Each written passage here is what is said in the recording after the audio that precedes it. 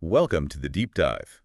If you're running a hotel or a restaurant, you know that challenge, right? Yeah, How do you stand out? How do you make people, really remember you and want to come back? exactly. It's way beyond just putting good food on the plate these days. It's about the whole feeling. Yeah, turning a meal into something more, an experience. Precisely.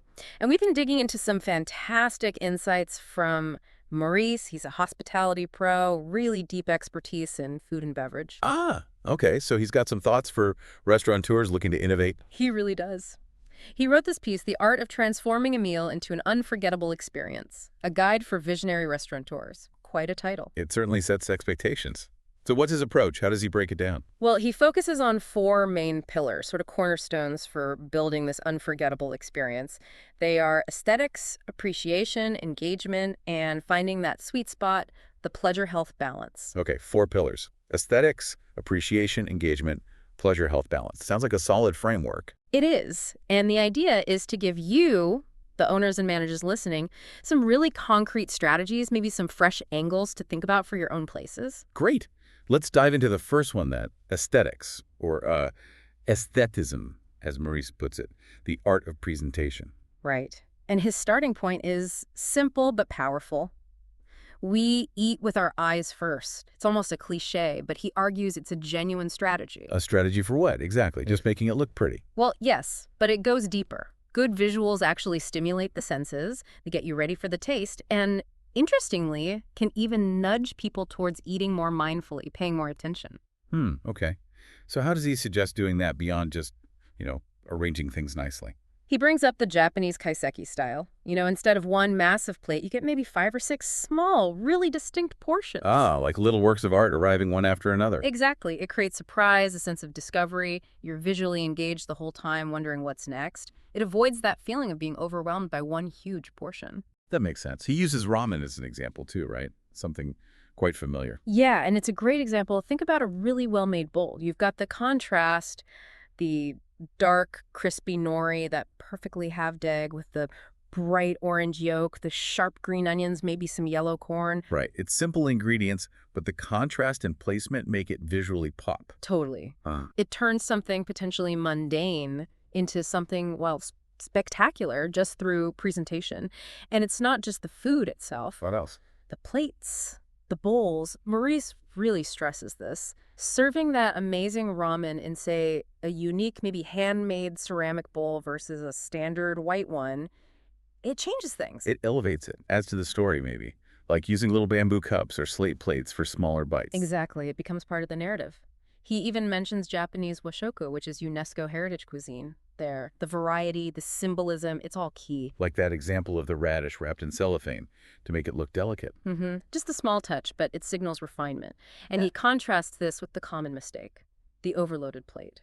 Yeah, we've all seen those, where everything just kind of runs together. Right. It overwhelms the eye, muddles the flavors, and just loses its appeal pretty quickly.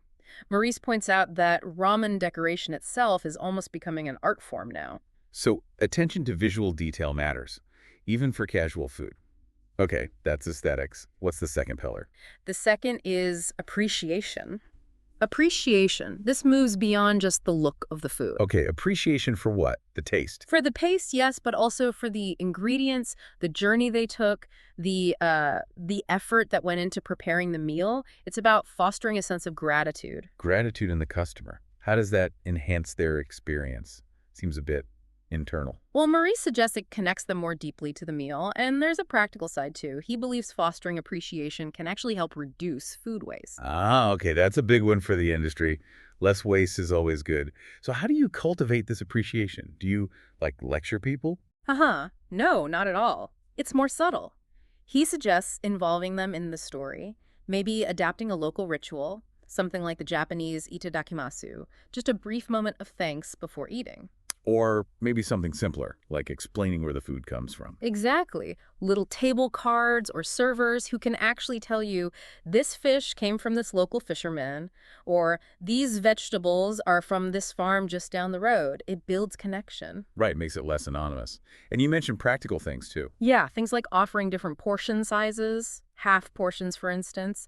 It shows respect for the fact that people have different appetites and helps avoid leftovers. And if there are leftovers. Provide really nice doggy bags. Not just foil, but something elegant that makes taking food home feel less like an afterthought and more like extending the experience. That's a good touch.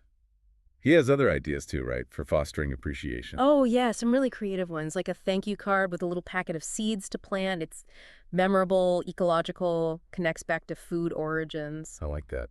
What about engaging kids? He's big on that.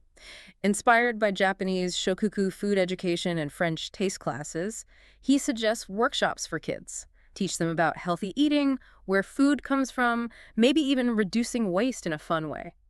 Like that idea of working with schools on composting food waste. Yeah. Turning waste into an educational tool, it's brilliant. It closes the loop. Okay, so aesthetics, appreciation. What's pillar number 3? Number 3 is engagement. Think, co-creation and shared traditions.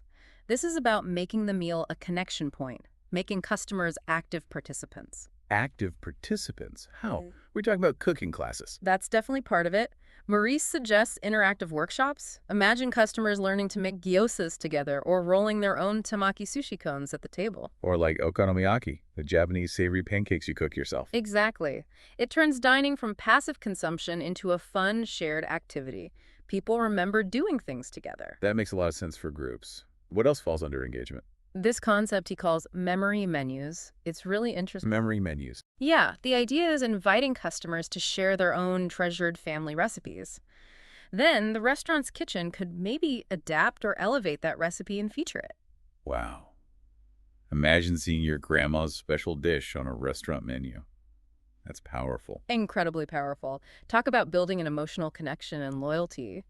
He also suggests using seasonal events and traditions. Like holiday specials. Kind of, but maybe with more cultural depth.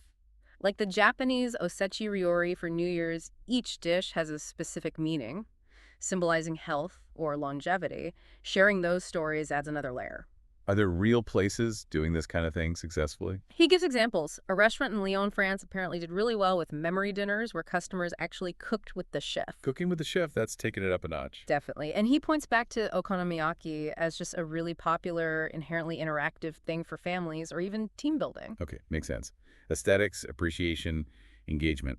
What's the final pillar? The fourth is synthèse culturelle. Équilibre, l'abscisse santé, basically cultural synthesis through a pleasure-health balance. Right, the health aspect. People are definitely more conscious of that now. For sure. And Maurice says customers want meals that feel good for them and taste great. They don't want to feel guilty, but they also don't want to feel deprived. It's about finding that balance. So not just healthy options tucked away in a corner of the menu. No, much more integrated. He emphasizes celebrating the natural flavors in food rather than just labeling things good or bad. Focus on the sensory experience. Like the umami from mushrooms, you mean? Or the sweetness you get from roasting vegetables. Exactly, highlighting those inherent satisfying flavors. He uses the bento box again as a model here because it naturally balances things, protein, veggies, carbs, all in controlled portions and usually presented beautifully. It's inherently balanced and visually appealing. So portion control and thoughtful composition, what about ingredients? Crucial. Maurice stresses collaborating with local producers, using fresh, seasonal, maybe organic ingredients. People love knowing where their food comes from, that the fish is local, the greens are from a nearby farm. That ties back to the appreciation pillar, too, with the storytelling. It does. It all connects. And he gives examples of this balance in action, like the rise of flexitarian menus. Offering appealing plant-based options alongside meat. Right, but making them exciting discovery options. Maybe a teriyaki marinated tofu with really vibrant, crisp vegetables, not just a sad veggie burger. Gotcha. Make it sound appealing to everyone. And one final really neat idea under this pillar. Workshops on umami. Umami 101. Yeah. Educate customers about that fifth taste, how it adds depth and satisfaction naturally. It's a unique way to build loyalty and teach them something about your food philosophy. That is clever. Okay, so aesthetics, appreciation, engagement, and pleasure health balance. Those are the 4 pillars for Maurice. That's the framework. And the big picture, the main takeaway from Maurice, really, is that just serving good food isn't enough anymore. Not if you want to truly thrive. It's about the story. The senses, the memories. All of it. It's about creating an entire experience that resonates. So, quick recap. Aesthetics focus on the visuals, the presentation. Appreciation, build gratitude, tell the story, reduce waste. Engage or get customers involved, share traditions, make it interactive. And pleasure health balance, offer food that delights the senses and supports well-being, celebrating natural flavors. By bringing these ideas into your restaurant or hotel dining, Yeah. you're not just feeding people, you're meeting what modern guests are actually looking for. Yeah. And doing it more sustainably, too. Absolutely.